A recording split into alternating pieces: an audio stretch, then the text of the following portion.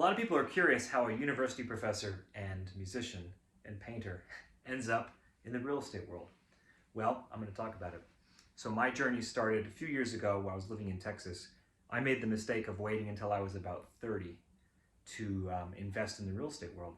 My whole life in my 20s, I was a creative type, I was an artist, and I had the notion that I didn't want to be tied down anywhere. Wanted freedom, you know, that sort of romantic notion of your life that you have as an artist. And what I finally realized is two things. First of all, my monthly payment would be lower on a 3-bedroom, 2-bathroom house plus an office than a 2-bedroom, 2-bath luxury apartment. Let me say that again. A house, a huge house, my monthly payment was going to be lower than an apartment. And second, that if you want real freedom and if you don't want to be tied down somewhere, well, real freedom comes from building wealth, financial freedom. So I really did a 180 in my attitude and bought some property, got the job offer here in Salt Lake City, moved here. I had the option to either rent and have an income stream or sell, and it was a good time in the market to sell. So I sold my house in Texas and made a ton of money. And ever since then, I've become an advocate for musicians getting their act together financially. And so I help educate people, and I find that really rewarding and really fulfilling to give people the tools that they need to get invested in the market and start building wealth so that they can actually have the financial freedom to focus on their artistic careers and their creativity. So I also want to talk about some of the barriers that pop up. A lot of people are concerned about interest rates. And a lot of people are also concerned about down payments, especially musicians, right? Because, having cash is a problem. So I want to address those things. But first, I also want to say that wherever you're at, if you're ready to buy, that's all that matters. It doesn't really matter what the market is doing, because I guarantee you that no matter what the market is doing, you can sit down and look and have a conversation with me, and we'll find pros and cons. So let's talk about interest rates for a second. Let's go back to 2020, okay? It was absolutely brutal for buyers. It was a seller's market, middle of the pandemic, 2020, 2021. Everybody wanted to move into a house. Everybody was stuck at home, right, during lockdown, and nobody knew when that was going to end. So interest rates were low, right? I got 3% interest rate on my house in Texas. But boy, was it rough as a buyer. You basically had to offer over asking price and be willing to come up with cash if the house didn't appraise. That was exactly my situation. I still got a great deal, but that's my point. Interest rates were lower, but hey, on the flip side, you had virtually no negotiating power. Right now, on the Wasatch Front, we're kind of in the opposite situation. We've got about a third of the inventory we need to have equilibrium in terms of negotiating power between buyers and sellers. But that being said, if you know that and you work with a sophisticated agent, you can use that as a negotiating tool. So you can get seller's concessions, and I'll talk about what that is in a minute.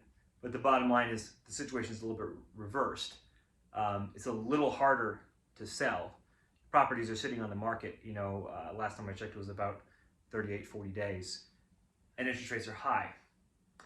And so that means you've got a little bit more negotiating power as a buyer right now in this market, but interest rates are higher.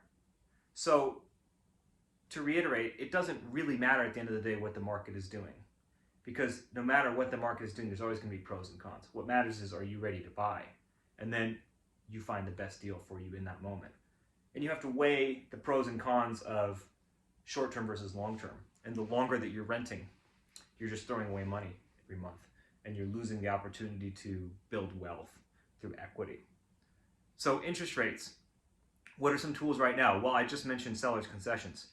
So in the last few deals I've done, you can get really powerful seller's concessions. A lot of people don't even know what this is. Let me explain it real quick.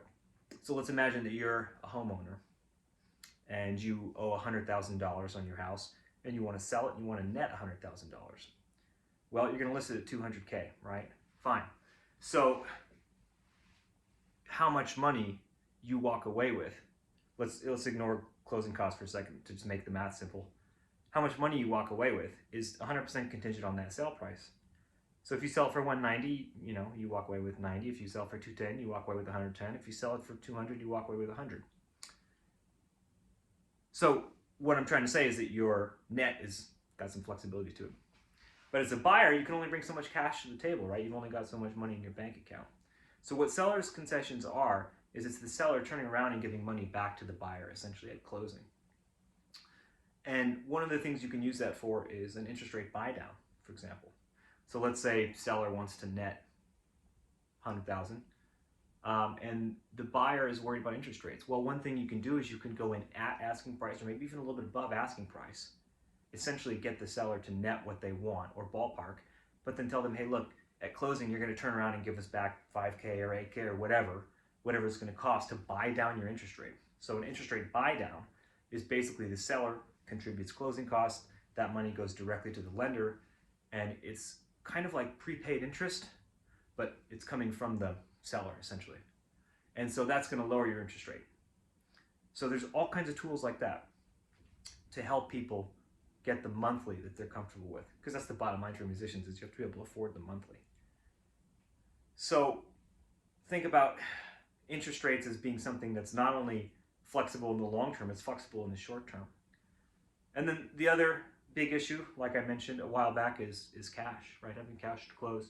There's also a lot of great tools out there for that. Most musicians don't make a lot of money, especially early on in their career. And so, for example, UWM has a program for low-income first-time buyers where you really only need to bring about 1% in terms of the down payment. And so if you do the math, if you want a $300,000 place, that means that you only need $3,000 saved up for the down payment, which is a lot of money to some musicians, but it's not a lot of money in the grand scheme of things. So if you can get yourself on a savings plan, just put away a couple $100 a month, within a few years you might be ready to buy. So I'm always here. My door is open. Give me a call, shoot me a message if you have any questions or just want to talk about the market, talk about some of these tools. If you're thinking about building wealth, you're thinking about getting into the real estate world, let me know. I'm happy to help and just educate people. And that's why I do this. It's my passion. Along with teaching people about music, I love teaching people about real estate, building wealth, and I really see the two careers as linked. So my door's always open. Like I said, give me a call and let me know if you have any questions. Thanks.